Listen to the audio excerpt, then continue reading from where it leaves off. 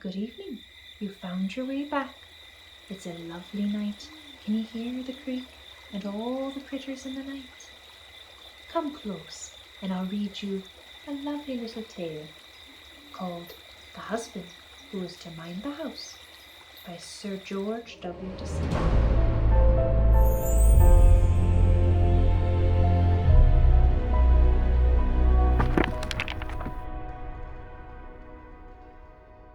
Once upon a time there was a man so surly and cross he never thought his wife did anything right in the house. So one evening in haymaking time he came home, scolding and swearing and showing his teeth and making a dust.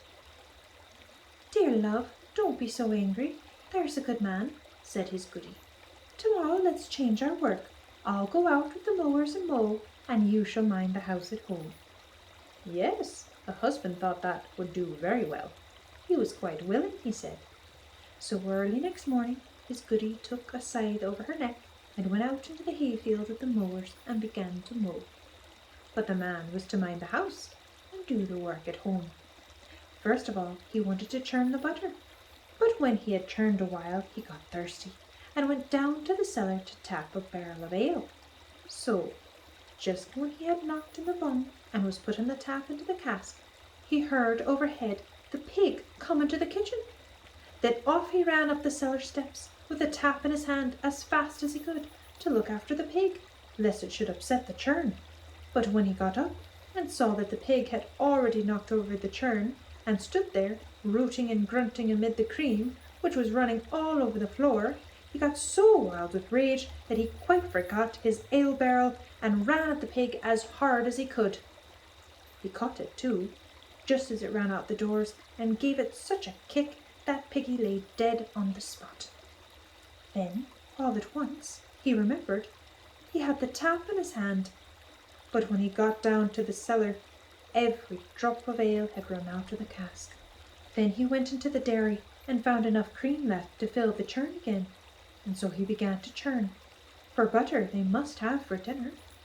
When he had churned a bit, he remembered that their milking cow was still shut up in the byre, and hadn't had a bit to eat or a drop to drink all the morning, though the sun was high.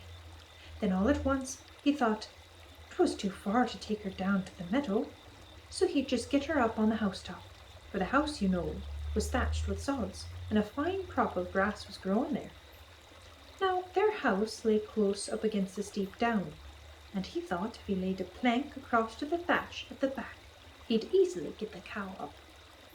But still he couldn't leave the churn, for there was his little babe crawling about the floor, and if I leave it, he thought, the child is sure to upset it. So he took the churn on his back and went out with it. But then he thought he'd better first water the cow before he turned her out on the thatch.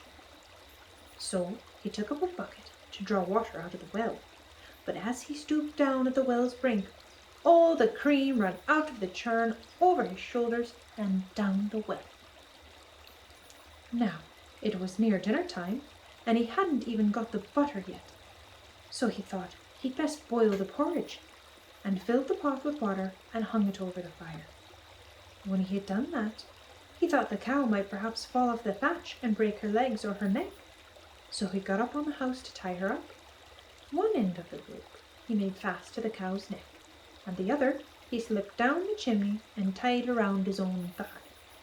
And he had to make haste, for the water now began to boil in the pot, and he still had to grind the oatmeal.